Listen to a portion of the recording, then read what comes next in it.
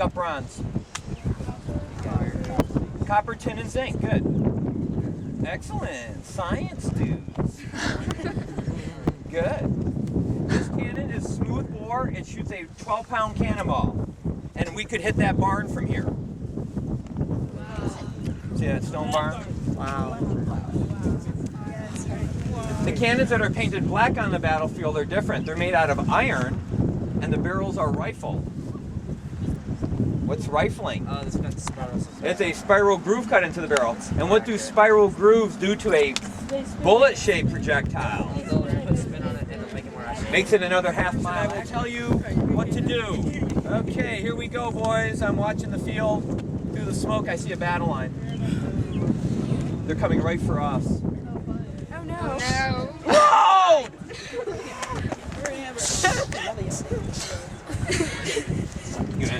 Elevate it 2 degrees.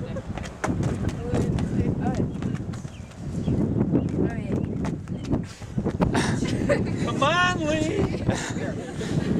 It's hard to flip it. Excellent. She kills the powder bag. Get out of there. Extends the rope. Fire! Skip my hand. Nicely done.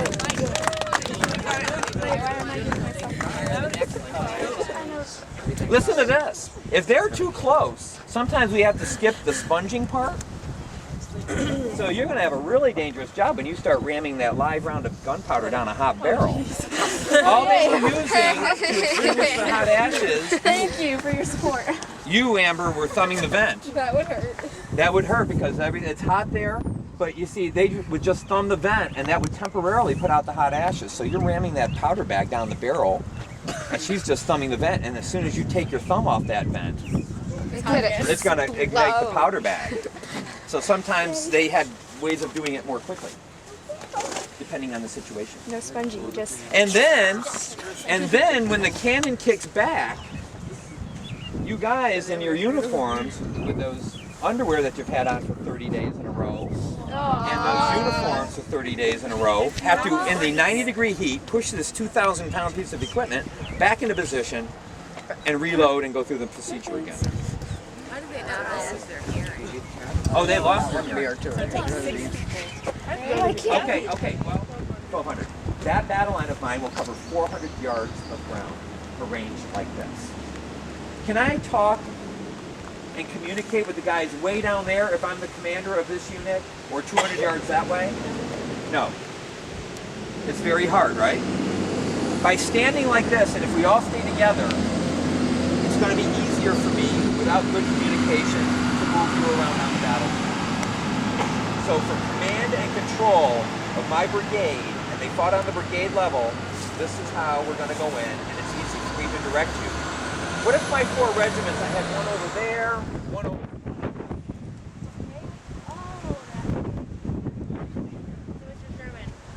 It wasn't this tree line, but the little line behind that. Yeah, we saw that. Oh, that looks like a good idea.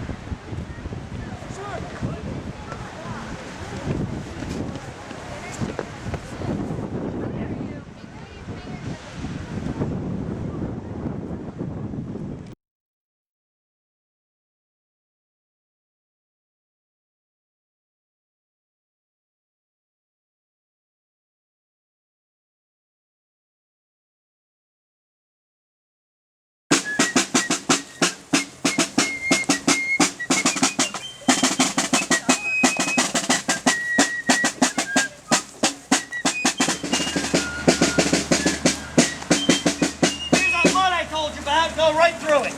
You're good soldiers, no big deal. I didn't tell you to stop playing. You want to keep playing, go ahead. Good job, man.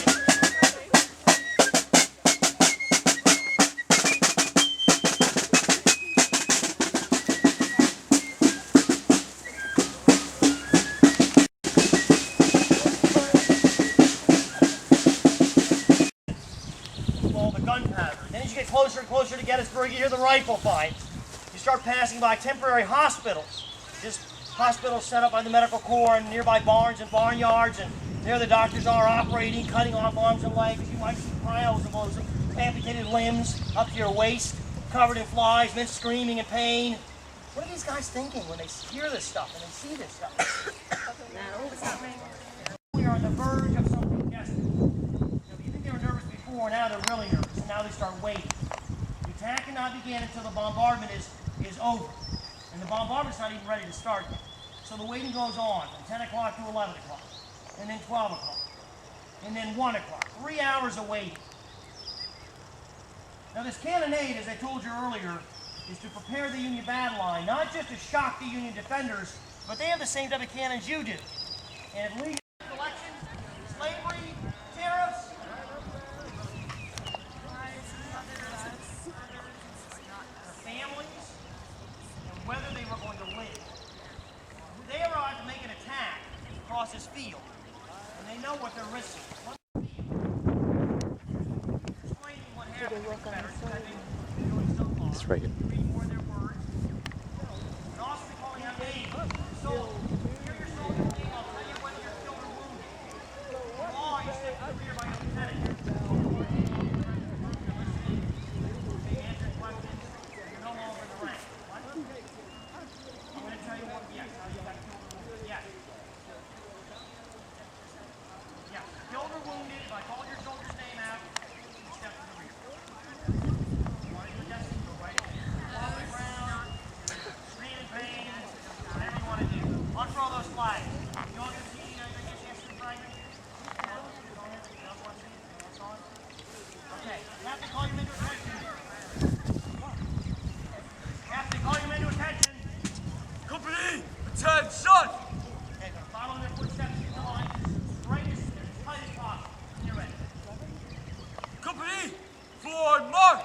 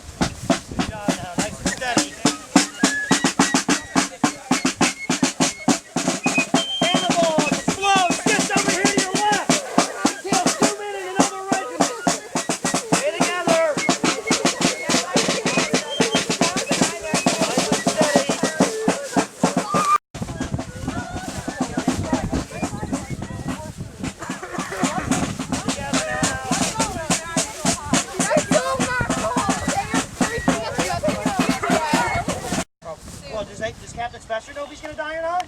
No. So I'm not going to tell you. No, you have to wait and find out. Okay, in real life he wouldn't have known either. Now imagine how the captain feels.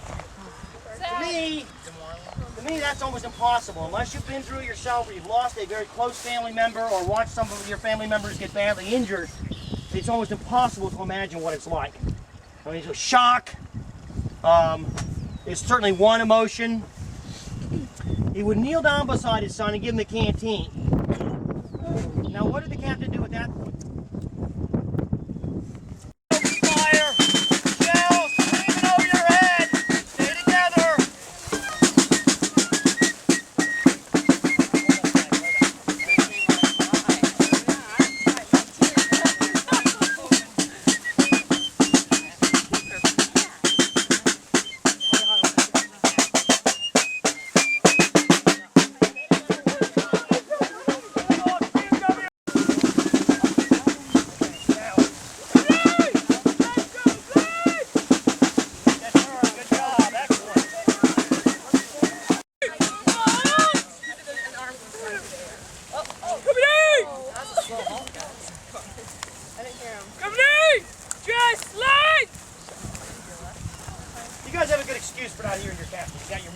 I have no other groups that I take out of the field that have music, so nothing to be ashamed of. Just try to listen up as best you can.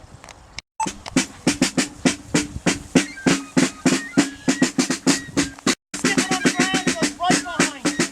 Right behind you. First call, keep moving. Nice and steady.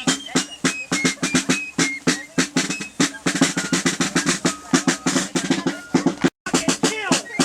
Private prison team is dead.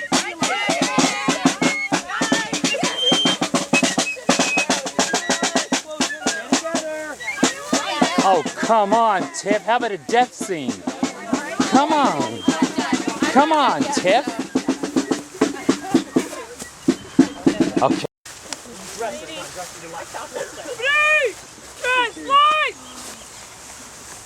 Poor Tiffany wouldn't actually be back in line. All right, excellent. All right. All right, every time I've stopped so far, it was simply to explain what the Confederates were going through. By the time they got here, yeah, they're getting pretty tired. So if you're going to straighten your lines out, you might as well take a short rest. Now, if you're going to stop, this is the best place to do it. Yes, very good. You're in one of those swales again. Look up. Can you see the Union line? No, they can't see you either. So if you're going to stop, at least the Union line. Here's the other thing. We're going to slowly start to pick up the pace. Start speeding up. We've been marching in what's called common time. In a minute, I'll tell your captain, give me quick time. Quick time's a fast walk. I'll set the pace. If you pass me, you're going too fast. Keep your battle line straight, even though we're speeding up. Company! Attention! There you go, straight up this ridge. When you're ready, Captain. Company! Forward, back! Get together now. Okay, Captain, give me quick time. A little faster now. Stay together. I like how you guys have to speed up your music when you sped up the pace. Yeah, I don't think so. But you know you got to deal with that wool uniform in there.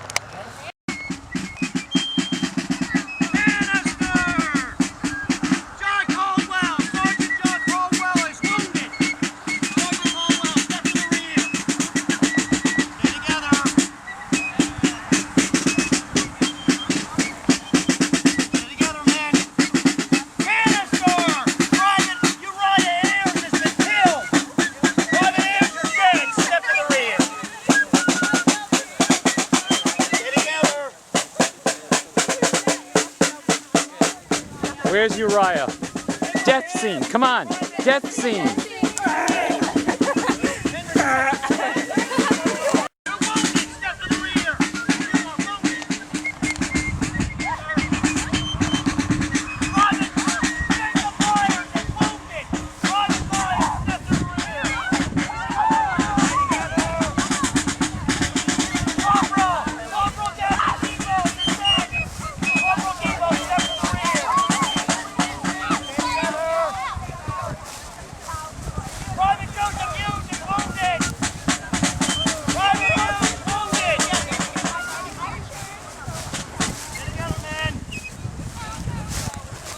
Stay together.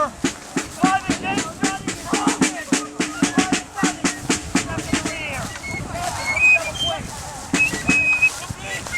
Double quick! Good job, men. Stay together. Good job. Stay together. Right there. Canister right over your head. Sound the charge. They started right in here. Yep. Double cover.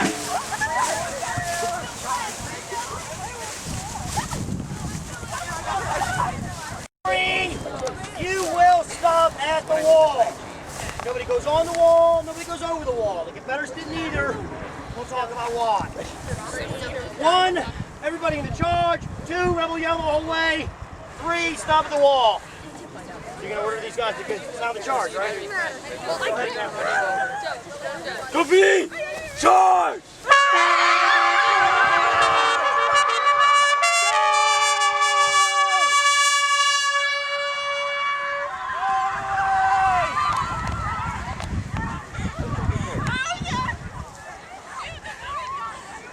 And the war will finally come to an end.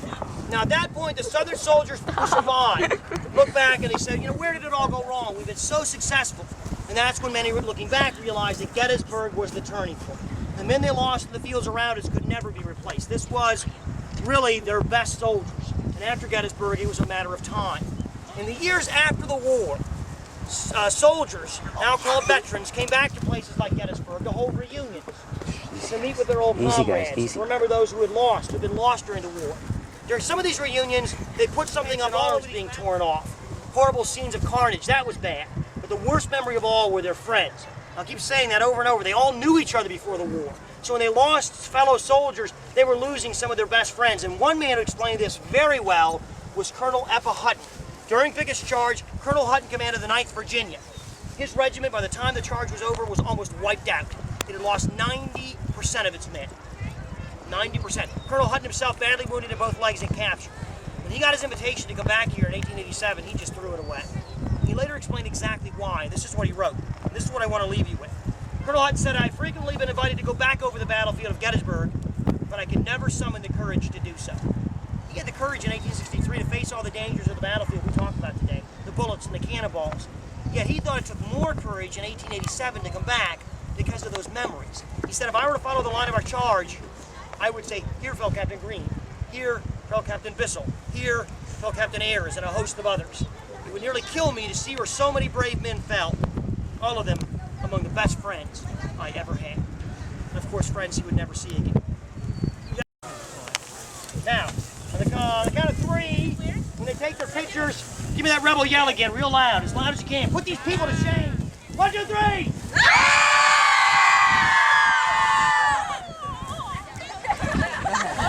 Okay? Let's do it again. 1, 2, 3!